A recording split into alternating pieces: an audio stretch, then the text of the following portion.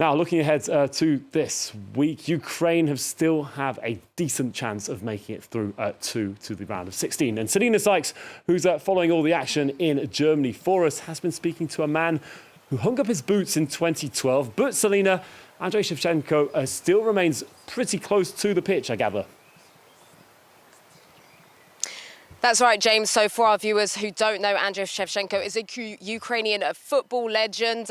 He is best known for having played for AC Milan and Chelsea. The Ballon d'Or winner is now the president of the Ukrainian Football Federation. I got to speak to him a few days ago in Dusseldorf about how the ongoing war in Ukraine is affecting the squad here in Germany and sporting infrastructure in general in the country.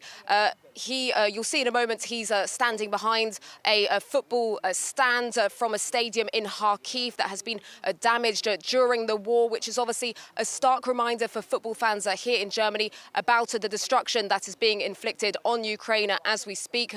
We can take a listen now to Andriy Shevchenko. From 2015, the team been trained a lot in this stadium, and during the preparation for Euro 2021, we was in the Kharkov for 2 weeks and been training in this stadium. And like we know, like almost 500 sport facility during this 2.5 years been destroyed by Russian aggression, Russian missiles and etc. We have two different directions.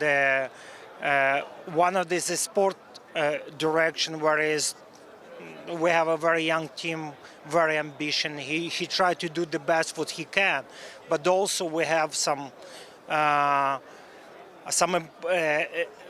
very important message to send around the world to support Ukraine, to be close to Ukraine, and we try to promote our country. We try to tell the people why we fighting, for what we fighting, and obviously it was very important for us that all democratic world who share the same value of the life support Ukraine. You took over at the Federation earlier this year, just before the war hit its 2-year anniversary. What sorts of challenges do you face on a daily basis managing a football team in a country that's currently at war? The main things is the challenge, the biggest challenge for us is during these 2.5 years to finish every competition what we started. During these 2.5 years, Premiership in Ukraine been playing, some matches extended almost to 2 days because during the missiles attack we have to stop playing and players been back, and some matches will go on for a couple days, but is probably one of the biggest challenge for us. But we continue to believe, we continue to do our best, and we continue to support football. Football is very important part of society in Ukraine. You have such a strong power to united people. Also, is a strong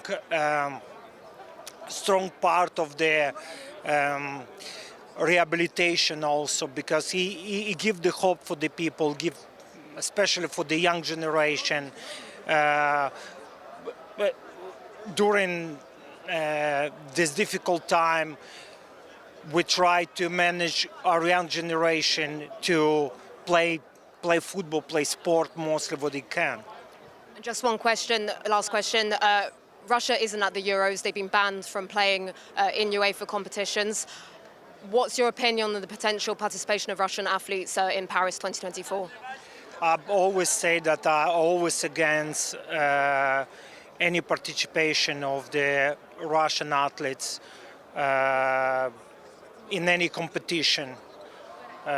For me, it's very important because the sport, like I said, is a very powerful tool, and it always depends how you use this tool. That if you promote peace, if you promote the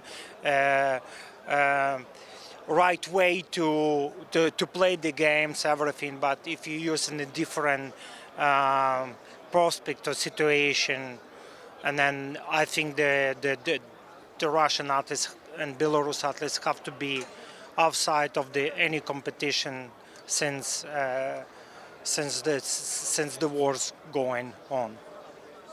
Selina, he's right to be confident that Ukraine can make it through.